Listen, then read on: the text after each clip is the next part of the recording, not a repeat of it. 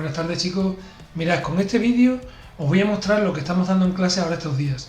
Recordad que ya hemos terminado la primera parte de morfología, los primeros tipos de palabras, y ahora ya estamos de cabeza en los textos narrativos, ¿vale? Bueno, vais al site de la clase y ya sabéis que aquí arriba en las pestañas tenéis información sobre el texto narrativo y todos los materiales que estamos utilizando en clase.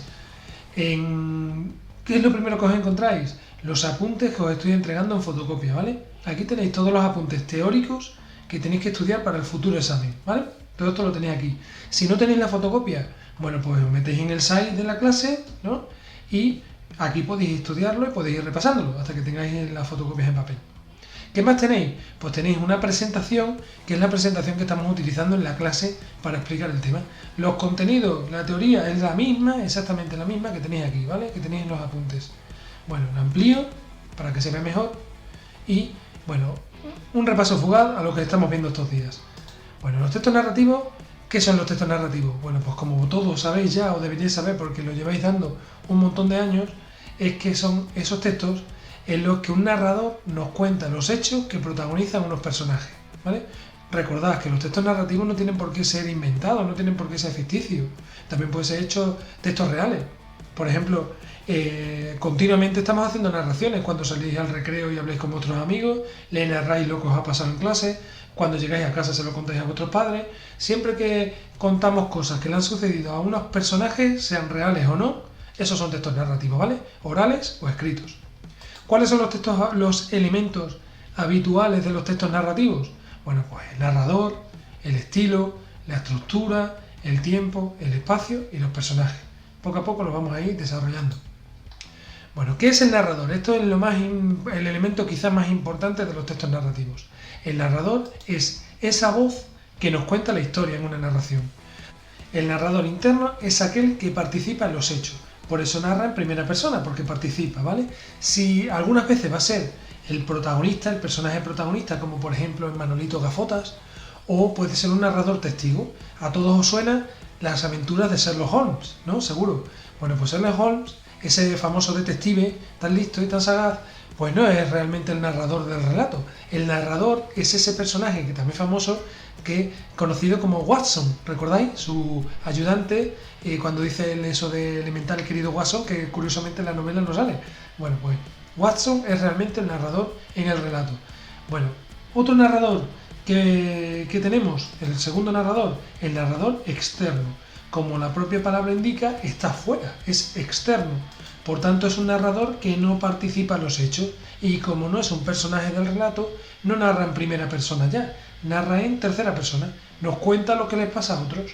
Bueno, pues además, si ese narrador sabe todo, incluso lo que sienten o piensan los personajes, se habla de narrador omnisciente, ¿vale? Esto de omnis, ¿vale? Significa todo. Seguro que a los que habéis ido a la iglesia alguna vez os suena lo de que Dios es omnipotente y omnipresente. Bueno, pues eso de omnipotente es que lo puede todo y omnipresente que está presente en todas partes.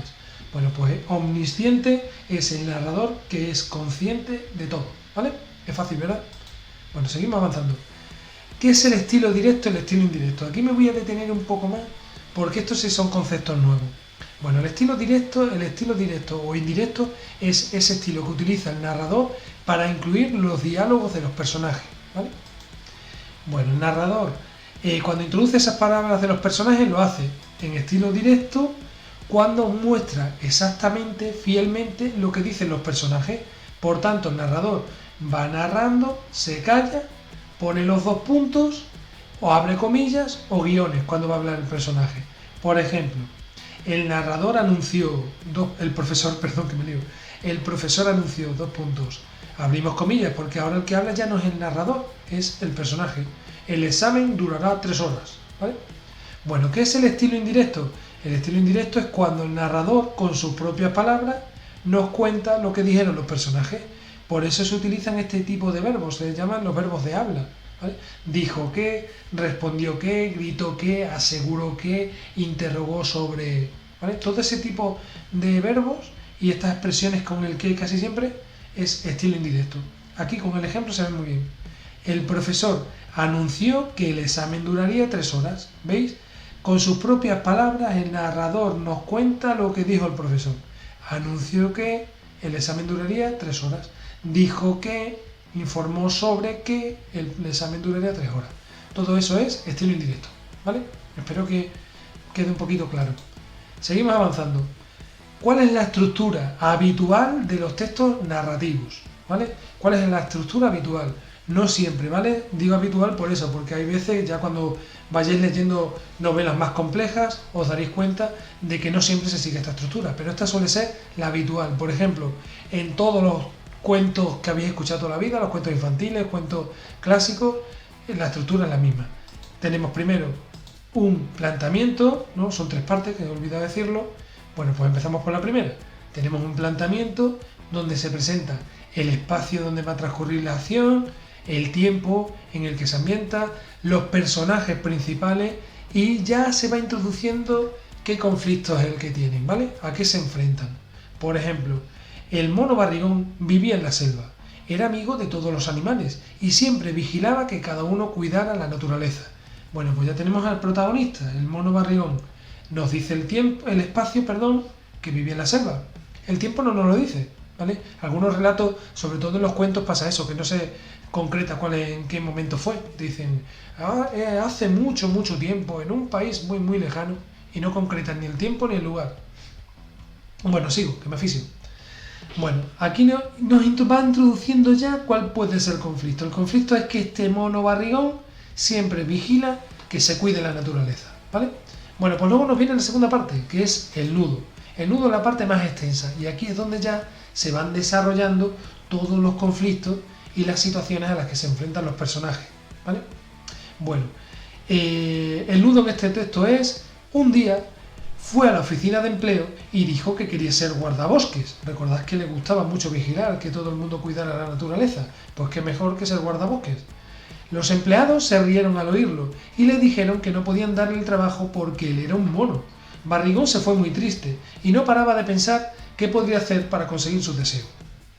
De repente exclamó: ¡ya está! Bueno, como veis aquí, en el nudo ya se nos introduce los primeros conflictos y las primeras situaciones en las que a las que se enfrenta el protagonista. En este caso, como quería ser guardabosques, fue a la oficina de empleo.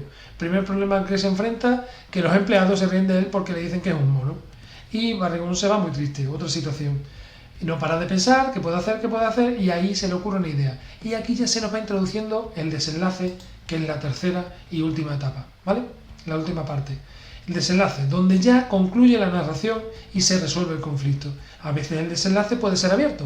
Por eso os decía antes que esto de la estructura, cuando ya vayáis avanzando y leyendo novelas más complejas, os daréis cuenta que a veces el desenlace se juega mucho con él. A veces se queda el desenlace, el final abierto, para que los lectores piensen y no se nos cuenta cómo acaba la historia. O simplemente a veces no se resuelve el conflicto y la historia, como solemos decir coloquialmente, acaba mal. Bueno, ¿cuál es el desenlace de este cuento del mono Barrigón? A Barrigón se le había ocurrido una idea maravillosa. Fue a una tienda de disfraces y pidió un disfraz de hombre. Se lo puso y parecía un verdadero señor. Volvió a la oficina de empleo y esta vez lo admitieron. Bueno, como veis aquí, el desenlace en este es feliz, ¿no? Sobre todo para el mono Barrigón, porque consigue su objetivo. A veces no pasa eso, por suerte o por desgracia, como pasa en la vida, ¿no? Que a veces no conseguimos lo que queríamos. Bueno, la estructura espero que os quede clarita, porque la estructura la lleváis viendo muchísimo tiempo. Otros, no sé si desde tercero, ya esté dando esto desde cuarto, seguramente. Bueno, otro de los elementos es el tiempo, ¿vale? El tiempo es, digamos, todo lo que dura la historia que se nos narra, o es la época en la que se ambienta. A veces los narradores o los escritores, mejor dicho, y las escritoras suelen jugar con el tiempo y no nos cuentan los acontecimientos en el orden habitual. Vamos a ir poco a poco viendo qué tipos de tiempo podemos tener. Por ejemplo, cuando se ordenan los hechos, cuando nos presentan los hechos, se puede seguir un orden cronológico. El orden cronológico es el orden habitual del tiempo. Por tanto, los hechos se nos van presentando tal y como se van produciendo, siguiendo el orden normal. Imaginaos que una novela transcurre en un día del personaje. Bueno, pues lo habitual puede ser que a lo mejor el comienzo sea cuando se levanta por la mañana, luego desayuna, va al trabajo, o va al instituto, o va a donde sea, y van sucediendo cosas. y el final del relato posiblemente sea la noche, cuando se acuesta, ¿vale? Bueno, aquí tenéis unas palabras, ¿no? Unas palabras que os sonarán un poquito raras, que son analepsis y prolepsis. Bueno, pues vais a ver lo que es muy fácil. Seguro que las que vienen ahora os suenan más. ¿Os suena flashback? Seguro que sí, ¿no? Un flashback es como un fogonazo hacia atrás. Bueno, pues ese flashback es cuando damos un salto al pasado. Por ejemplo, vamos narrando la historia y en un momento dado recordamos algo que sucedió en el pasado. Bueno, pues eso es un flashback. Y bueno, pues este término de flashback es más típico del mundo del cine. En el mundo de la literatura se habla más de analepsis, ¿vale? O retrospección también. Bueno, otro de los saltos, digamos, que podemos dar es un flash forward, que es lo contrario. Un flash forward es que cuando vamos narrando la historia, en cierto momento adelantamos algo de futuro. Hacemos un pequeño spoiler, ¿no? Bueno, pues ese salto hacia el futuro, ¿vale? Es un flash forward. En el mundo del cine, ya os digo que es más típico esto de flash forward. Y en el mundo de la literatura suele ser más típico hablar de prolepsis. Bueno, y lo último que tenemos es un comienzo in medias res. Esto es un término muy antiguo, un término que viene ya de la antigua Edad Media, por ejemplo.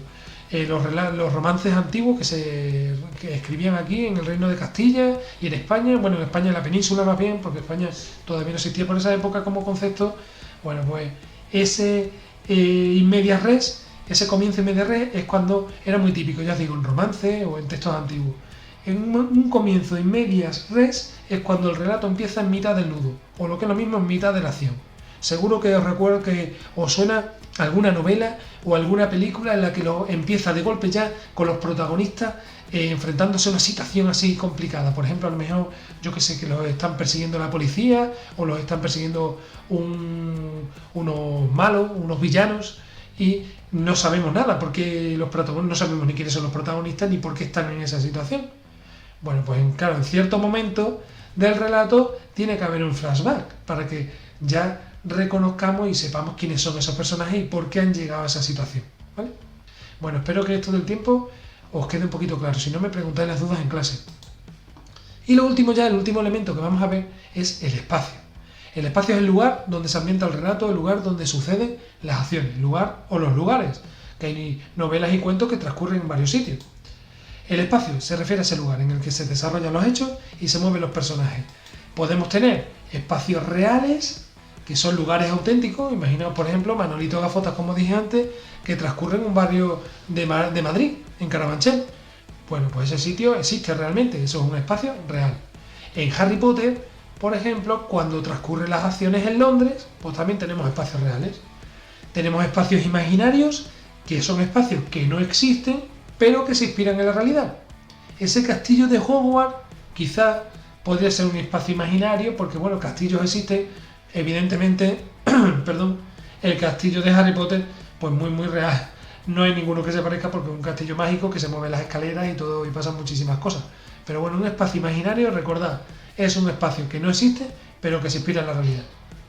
Y por último, los espacios fantásticos, que son esos que no existen y que no se parecen nada a los reales. Por ejemplo, pueden ser esos espacios que podemos encontrar en muchas novelas futuristas y en novelas inventadas, en muchos espacios, por ejemplo, que aparecen en El Señor de los Anillos o en el mundo del cine. Pues si nos vamos a Star Wars, pues evidentemente muchísimos de los espacios que aparecen ahí son fantásticos. Bueno, espero que este repaso a los elementos de la narración os haya resultado útil. Y esto es, recordad lo que estamos viendo en clase. Lo único que he pedido, la única tarea que he pedido a vuestros compañeros, a los que están asistiendo a clase, es que realicen algo así. Un relato de aventuras, ¿vale? Puede ser un relato, aquí por ejemplo, he incluido algunos elementos, ¿no? Como veis, como elementos típicos de novelas de aventura antiguas, en los que hay viajes por barco, de que pasan de un país, que atraviesan mares, océanos, buscando tesoros, o buscando pócimas, o buscando a lo mejor una planta, una flor, que es un antídoto para una enfermedad de un personaje protagonista, como puede ser un rey, una reina, una princesa, unos caballeros o unas princesas que se enfrentan a peligro, que no tienen por qué ser siempre los caballeros los que resuelven todos los conflictos. También pueden ser chicas valientes y que son las que realmente sean las protagonistas. Podemos tener seres malignos como un dragón, como yo que sé, un gigante, un pirata malvado, que Bueno, pues aprovechad los elementos que queráis, podéis utilizar alguno de aquí o podéis inventarlo vosotros. Tenéis que inventaros un relato, un texto narrativo con solamente 3 párrafos, en el que el primero, que sea un poquito más cortito, sea el planteamiento, un nudo, o lo que es lo mismo, el segundo párrafo, que sea el nudo de la historia, que ya sea un poquito más amplio, y un desenlace final, ¿vale? Importante que tenga un desenlace, que siempre hay tendencia a escribir y no somos capaces de terminarlo. ¿Cuánto ocupará este texto narrativo? Menos de una página. No quiero que ocupe más de una página, ¿vale? Entonces, nada, espero usar vuestra imaginación. Podéis inspiraros en estas imágenes o bien inventaroslo vosotros, ¿vale? Inventaros un texto de aventura, como queráis. Y importante, elegid un narrador. Quiero que elijáis o un narrador interno o un narrador externo, ¿vale? Bueno, ya me contaréis y ya me enseñaréis vuestros fantásticos textos narrativos cuando volváis a clase. Un abrazo para todos.